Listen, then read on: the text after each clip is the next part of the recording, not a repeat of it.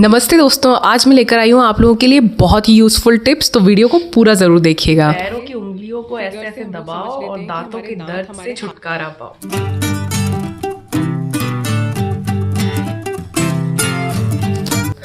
महंगा हो चाहे सस्ता हो, स्वेटर्स पे रोएं लगना बहुत आम बात होती है, लेकिन इन रोओं की वजह से जो हमारी पर्सनैलिटी है वो बहुत ज़्यादा पुअर लगने लग जाती है। तो इन रोओं को हटाने के लिए क्या किया जाए? स्वेटर का मर्डर कर दें?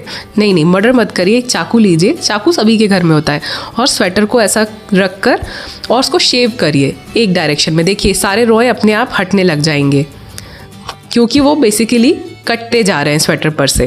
तो ऐसे अगर आप करेंगे तो आपके स्वेटर पे से सारे रोएं बहुत ही आसानी से निकल जाएंगे, और आप जब ये स्वेटर पहनेंगे ना तो सब पूछेंगे नया स्वेटर कहाँ से लिया।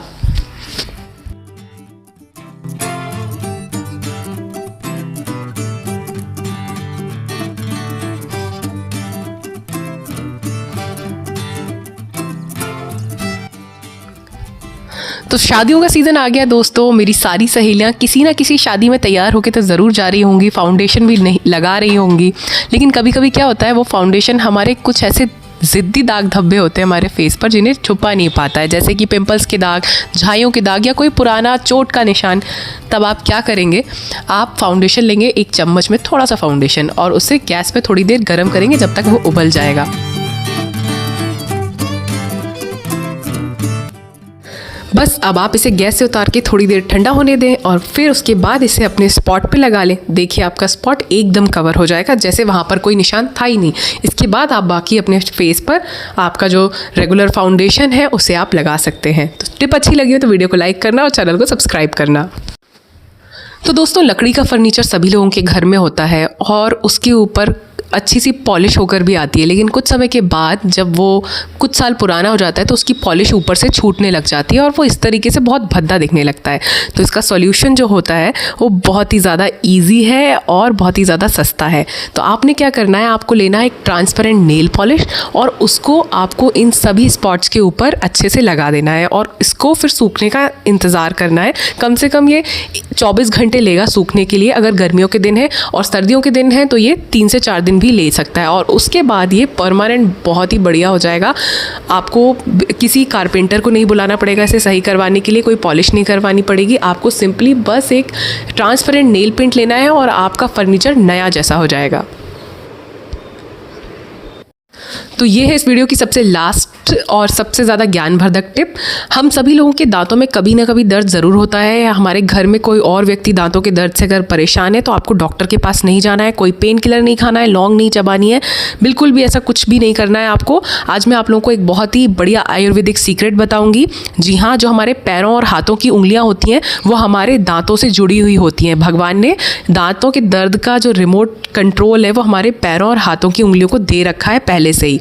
तो जो हमारा ऊपर का जबड़ा होता है वो हमारे हाथों की उंगलियों से जुड़ा हुआ होता है, और जो हमारा निचला जबड़ा होता है, यानी कि जो नीचे के जबड़े के दांत होते हैं, वो हमारी पैरों की उंगलियों से जुड़े हुए होते हैं। तो कभी कभी क्या होता है कि हमारे जो अंदर के दांत होते हैं, जो दाढ़ वाले दांत होते हैं, वो ज़्यादा दर्द देते हैं, वो बहुत ज़्यादा दर्द देते हैं, इतना कि आपके कान में और आपके सिर में सिहरन सी होने लग जाती है। और तब आप डॉक्टर के पास जाते हैं, पेन किलर खाते हैं, और अंततः आपको अपना दांत निकलवाना पड़ता है। तो अब जो मैं आपको बताऊंगी इसके द्वारा आपको दांत भी नहीं निकलवाना पड़ेगा, कोई पेन किलर भी नहीं खानी पड़ेगी, और आपके दांतों का दर्द बंद भी हो जाएगा। तो दोस्तों देखिए, जैसा दांत वैसी उंगली। अब आप इस अंगूठे को हटा दीजिए और आप सिर्फ इन 4 उंगलियों के ऊपर फोकस करिए। ये हर एक उंगली 2-2 दांत को दर्शाती है। तो हमारे जो सबसे छोटे दांत हैं उनके लिए सबसे छोटी उंगली यानी कि ये वाली उंगली, यानी कि पहले 2 छोटे दांतों के लिए ये वाली उंगली। अब आपको मेरे हाथ में दूसरी बड़ी उंगली कौन सी दिखाई दे रही है? जो हमारी इंडेक्स फिंगर है, ये वाली उंगली। तो 3 और 4, तीसरे और चौथे दांत को हमारी ये वाली उंगली रिप्रेजेंट करती है। ऐसे ही इसके बाद जो हमारी बड़ी उंगली है वो कौन सी है? अनामिका, यानी कि रिंग फिंगर। तो उसके लिए ये उन दांतों के लिए, यानी कि 5 और 6, 5वें और 6वें दांतों के लिए हमारी ये वाली उंगली, ये वाली, ठीक है, जो आगे की तरफ है। इसके बाद जो हमारे सबसे बड़े दांत होते हैं, जो कि हमारे जबड़े में पीछे की तरफ होते हैं, यानी कि 7 और 8 दांत, उसके लिए ये फिंगर, ठीक है, मिडिल फिंगर, क्योंकि ये सबसे बड़ी है तो ये हमारे सबसे बड़े दांतों से जुड़ी हुई होती है। तो इसी तरह से अगर आपके नीचे वाले जबड़े के दांतों में दर्द है तो आपको ये पहले निश्चित करना पड़ेगा, वो तो आपको पता चली जाएगा कि उल्टी तरफ में दर्द है या फिर सीधी तरफ में दर्द है। तो उल्टे तरफ के 8 दांतों के लिए उल्टे पैर की 4 उंगलियां और सीधी तरफ के 8 दांतों के लिए सीधे तरफ के पैर की 4 उंगलियां। तो हर एक उंगली 2-2 दांतों को रिप्रेजेंट करती है, 2-2 दांतों का रिमोट कंट्रोल है। तो सबसे छोटे दांत जो कि बीच से शुरू होते हैं, मान लीजिए बीच से जो दांत शुरू हो रहे हैं और उल्टी दिशा में हम जा रहे हैं, तो वहां से हम शुरुआत करते हैं। पहले दांत बीच से अगर शुरू करें, फर्स्ट और सेकंड दांत के लिए ये वाली उंगली, इसको हमें यहाँ से जोर जोर दबाना है अगर दर्द होता है। फिर तीसरे और चौथे दांत के लिए हमारी ये वाली उंगली, ठीक है। यही विज्ञान में है दोस्तों। बहुत से लोगों को लगेगा कि ये उंगली तो इससे बड़ी है, तो ये तीसरे चौथे के लिए होना चाहिए था, लेकिन ऐसा नहीं है। आयुर्वेद के जो सूत्र हैं उनके हिसाब से यही उंगली तीसरे और चौथे दांत को दर्शाती है। तो अगर उनमें आपको दर्द होता है तो आप इस उंगली को यहाँ से जोर जोर से दबाएंगे, यहाँ पे उसके प्रेशर पॉइंट्स होते हैं, जिससे आपके दांतों का दर्द बंद हो जाएगा। फिर उसके आगे के दांत यानी 5वें और 6वें दांत के लिए हमारी ये वाली उंगली, और हमारे सबसे बड़े दांतों के लिए ये वाली उंगली। तो इसे अगर हम जोर जोर से 2-3 मिनट ऐसे बहुत जोर जोर से दबाएंगे तो हमारे दांतों का दर्द बंद हो जाएगा, और आपका बहुत सारा पैसा, हजारों रुपए का जो पैसा आप डेंटिस्ट को देते हैं दांत उखड़वाने के लिए, वो बच जाएगा। आप दवाइयों का पैसा भी बच जाएगा, जिनके साइड इफेक्ट से भी आप बच जाएंगे। तो ये वाकई में बहुत ज़्यादा वैज्ञानिक है, हमारे ऋषि मुनियों का ज्ञान है जो मैंने आप तक पहुंचाया है, और इन्फॉर्मेशन आपके काम की है, इसलिए आप मेरे वीडियो को लाइक करिए और चैनल को सब्सक्राइब करिए। तो एक बार ये फिगर से हम लोग समझ लेते हैं कि हमारे दांत हमारे हाथों की और पैर की उंगलियों से कैसे जुड़े हुए हैं। जैसा कि आप देख पा रहे हैं, यहाँ पे मैंने नंबरिंग करी हुई है। ऊपर के ये 16 दांत हैं, 8 लेफ्ट साइड में, 8 राइट साइड में। ऐसे ही नीचे के 16 दांत हैं, 8 लेफ्ट साइड में, 8 राइट साइड में। तो जो ऊपर के दांत हैं वो हमारे ऊपर की उंगलियों से जुड़े हुए हैं। 8 दांत उल्टी तरफ के 8 दांत उल्टे हाथ के 4 उंगलियों से जुड़े हुए हैं, और राइट साइड के 8 दांत राइट साइड की ऊपर के 4 उंगलियों से जुड़े हुए हैं। अंगूठे को छोड़ दीजिए। ऐसे ही नीची तरफ के लेफ्ट साइड के 8 दांत यहाँ से 1 2 3 4 5 6 7 8, ये हमारी अंगूठे को छोड़ दें, पैर के लेफ्ट पैर के 4 उंगलियों से जुड़े हुए हैं। ऐसे ही राइट तरफ के नीचे के 8 दांत राइट साइड के पैर की उंगलियों से जुड़े हुए हैं। तो अब ये जुड़े हुए कैसे हैं वो मैं आपको बता देती हूँ। जैसे मान लीजिए हम ऊपर से शुरू करते हैं लेफ्ट साइड में, तो ये है हमारा 1 नंबर दांत। ये देखिए लेफ्ट साइड का,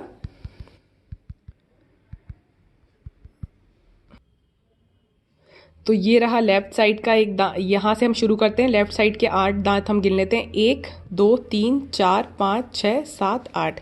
तो इस तरीके से हम देखेंगे कि हमारे सबसे छोटे दांत जो होते हैं ये 1 और 2 होते हैं। तो हमारी सबसे छोटी वाली उंगली जो है हाथ की, जैसे हमारा हाथ ऐसे होता है इस तरीके से, तो इसकी जो सबसे छोटी उंगली है उससे हमारे 1 2 ये वाले दांत जुड़े हुए हैं। तो अगर इन दांतों में दर्द है तो आप इस उंगली के ऊपर वाले हिस्से को जोर जोर से दबाएंगे 2 मिनट तक।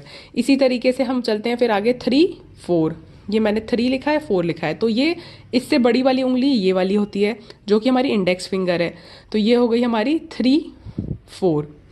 तो इन दोनों दांतों के दर्द के लिए हम इस वाली उंगली को दबाएंगे। ऐसे ही हम आगे बढ़ते हैं, उससे बड़ी वाले जो दांत होते हैं वो हमारे होते हैं 5 और 6, और इससे बड़ी उंगली होती है हमारी ये वाली 5 6 जो कि होती है रिंग फिंगर, जिसको हम कहते हैं अनामिका। तो इससे जुड़े हुए होते हैं। फिर ऐसे ही हम आगे बढ़ते हैं 7 8, जो हमारे सबसे बड़े दांत होते हैं वो हमारी सबसे बड़ी उंगली यानी कि मिडिल फिंगर से जुड़े हुए होते हैं। तो मोस्टली लोगों के दांतों में दर्द शुरुआत में यहाँ और यहाँ होता है, 8वां दांत जो कि हमारी अक्कल दाढ़ होती है उसमें, और ऐसे ही हमारा उसके पास वाला दांत जो ये 7 नंबर वाला दांत है, तो ये हमारी इस उंगली से जुड़ा हुआ होगा। इसी तरीके से हमारे पैरों की उंगलियां भी इस तरीके से जुड़ी हुई होती हैं। जो हमारी सबसे छोटी उंगली है, मतलब जैसे हमारे हाथ का कनेक्शन है उसी तरीके से हमारे पैर का भी कनेक्शन है।